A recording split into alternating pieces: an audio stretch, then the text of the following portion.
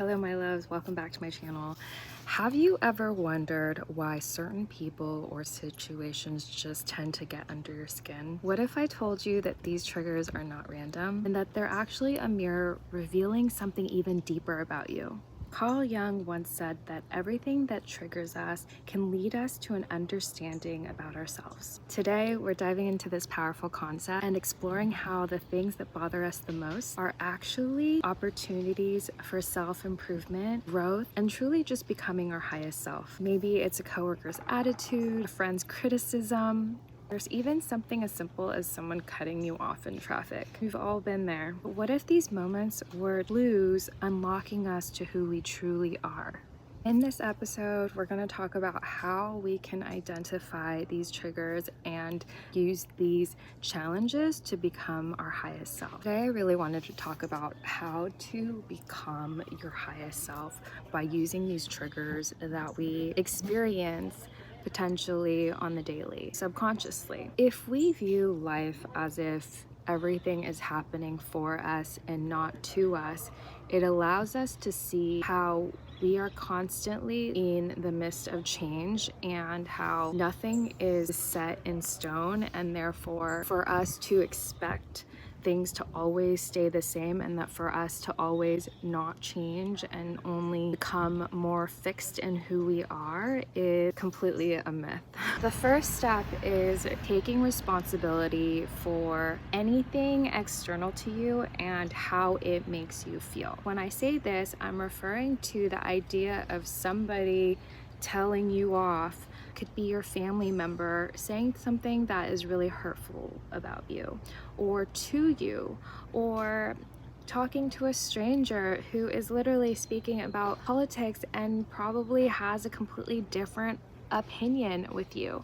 Start to ask yourself why you are feeling these triggers and start to just sit with yourself. And what you can do is just you sit with yourself rather than associating with the emotion. Instead of saying something like, I am feeling angry, I am feeling sad, I am feeling depressed, you talk about the emotion and how it's arising in your body. So you can be like, anger is arising in my body. I'm not saying that it's about disassociating it, but it is about disassociating the feeling in your mind towards this attack. Because when we say, I am feeling hurt, it's truly associating yourself with this actual emotion, and doing that is actually going to make you feel it even more and sit with it even more. The idea is to pull yourself out of it first and not fall deep into the cycle of getting worse and worse. Second step would be taking control and taking responsibility and taking control of every single thing that's happening external to you. Anytime that you're feeling any sort of emotion, it's taking responsibility for that emotion. Nobody can truly hurt you unless you allow them to. So it's shifting this mindset of being like, this is an emotion that I'm feeling and this is something that's arising in my mind, and start to actually observe as if you're watching a friend go through this. Become the observer of your mind. Ask yourself the questions, why am I feeling, let's say, to give an example, why am I feeling jealousy? Why am I feeling this sort of weird anxiety in my stomach? Like, all of these things are just tools to allow you to better understand yourself and to shift that perspective. And sometimes it has to do with something as simple as being like, you know what, maybe I don't want to live this life. Maybe I see in this person something that I know that resides within me, but I'm fearful of becoming that person because everybody surrounding me is actually going to judge me. And here is what I'm saying is that when it comes to people who are judging us, and when we feel as though people are judging us, that is actually our responsibility. And we are putting ourselves in this situation that actually is not helping anybody, and it's especially not helping ourselves. And so what I'm trying to say is that we need to become our highest self through becoming a great friend to ourselves first, and having our back first, and digging deeper into understanding who we are and knowing what our triggers are, knowing what makes us feel sad, what will make us feel fulfilled, and knowing that we have the opportunity and the chance to explore these things. When we don't give ourselves the chance or the opportunity, it becomes something that can pick away at our happiness and create this sort of stagnant energy that's the opposite of flow. The idea is to become your highest self and to explore the concept of passionately going after becoming in the flow state. When we get to explore becoming in a flow state, it brings us to a different vibration, and we are no longer being distracted by things that don't matter. The idea of a flow state is to try and maintain this vibration of creativity, of love, of the things that are so unique to you that you love. And as humans, the whole idea is for us to truly be of service to others through even kindness. And in this day and age, it's so easy to pick away at others based on the objectifying of people. When we feel sad or anger or any sort of negative, we call them negative emotions. They're truly not negative. They just vibrate at a lower frequency than joy and liberation and freedom and all of these feelings.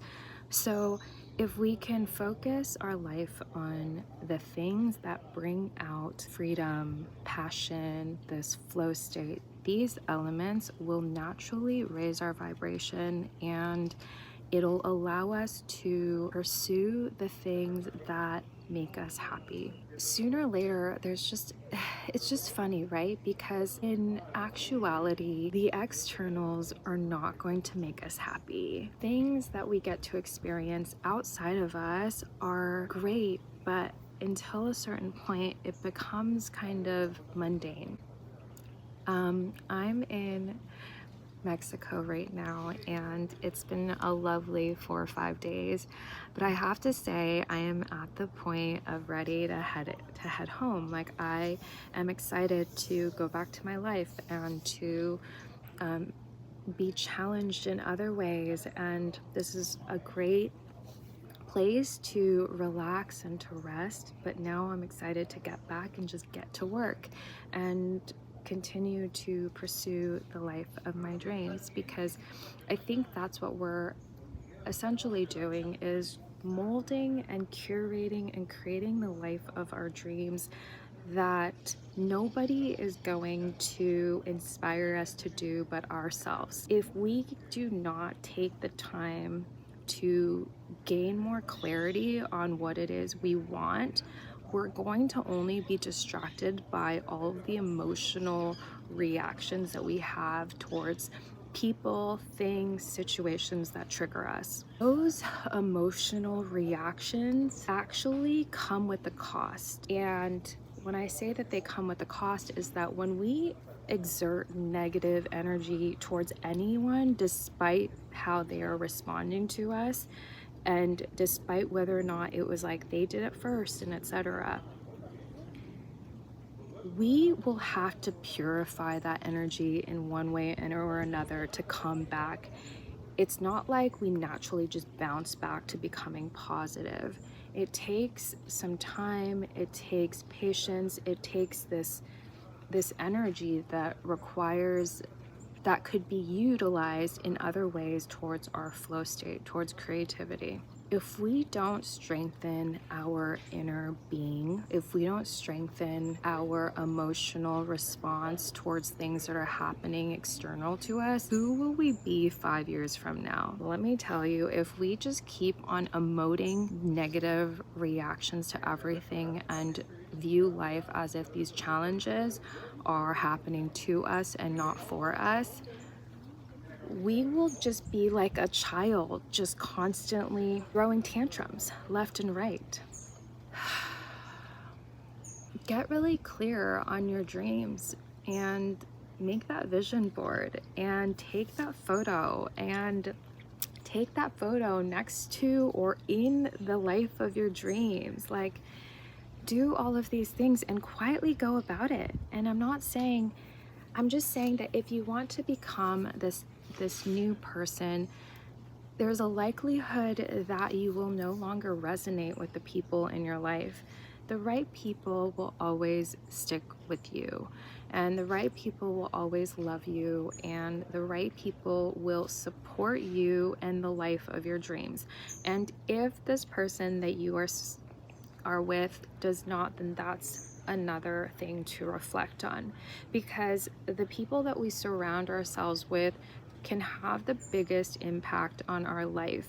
And if we're not careful, it's something that could hold us back from living the life of our dreams, because we're constantly needing to battle this new person with this old person by sticking with someone who only knows you as that old person. In order to become a different, higher version of ourselves, we need to let go of the person that we were. But the outcome of that is that it requires a sense of removing and discarding that old person that you were. It requires changing your habitual nature by becoming this person that maybe some of your friends currently will not be able to recognize, because you start to habitually practice and do the things that this highest self of you will do, and it becomes second nature. It's not the becoming entails being that person. It's not this thing that happens overnight. Success and the things that challenge us for us to overcome do not happen overnight. It takes bit by bit chipping away at a sculpture that becomes this beautiful masterpiece. It takes time and energy and trials and tribulations and failing and trying again the next day and being determined and persistent and consistent. It's not like a magic wand where it occurs. Get really clear on what you want by creating a vision board and looking at that every single day. There's this strategy, I think it's called the 369. As we start to change and we start to continuously, habitually make a plan to become this high person, this is the first step. And visualizing this person and seeing this person every single day. And that's why I say have a vision board, put words up there, have a post-it, start with post-its, that's fine. Like it doesn't need to be perfect. It's not about perfection. This is about aligning with becoming this person that you want to become. What habits will they practice on the daily? Do they have integrity? Do people trust them? Are they going to make this world a better place? How will you make this world a better place?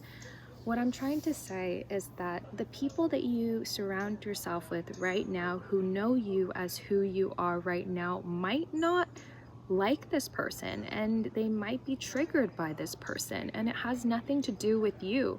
But the first step is in you recognizing them and understanding them as people and them as these compassionate, like these beings who are wanting to live the life of their dreams too, but not pursuing it because there are other restrictions in place.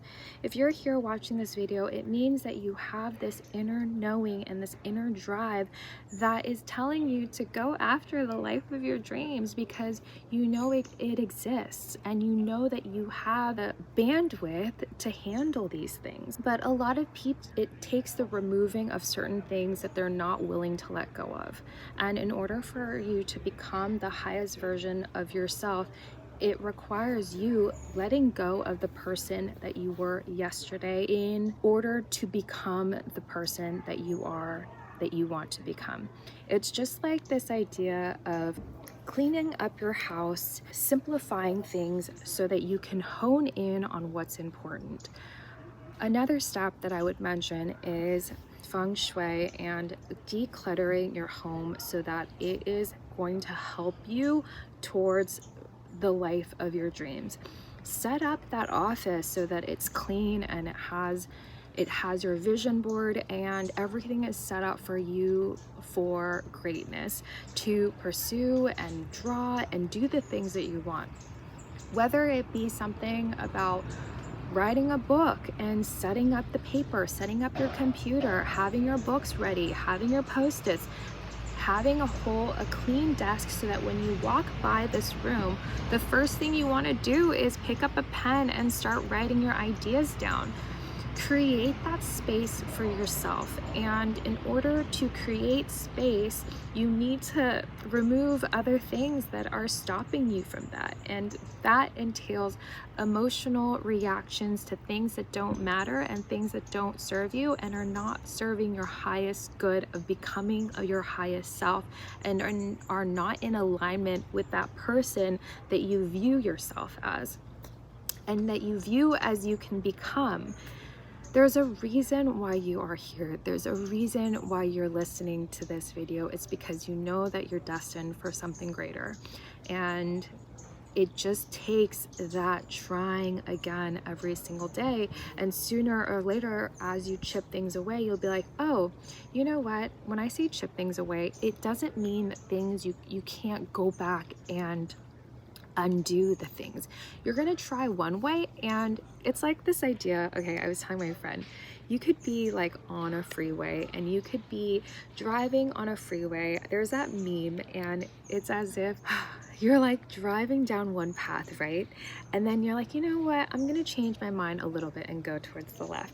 And then you decide last minute, because you get to experience and get to this point in time that you're like, and you like literally go the other way. You go the complete opposite way because you finally took the steps that allowed you to see more clearly like what it is you truly want. As you try things out and things don't work out the way you had envisioned, it will lead you towards a completely different path that you never envisioned for yourself. You cannot envision and see things so clearly. If you think that you know your path and you know all the steps to take from the present into the future of who you are, then I wouldn't trust those people. You can't trust those people because there are too many unknowns and nobody knows everything. Nobody knows where they're going to be exactly in even 3 months from now. Things are constantly, perpetually changing. Nothing is staying the same. So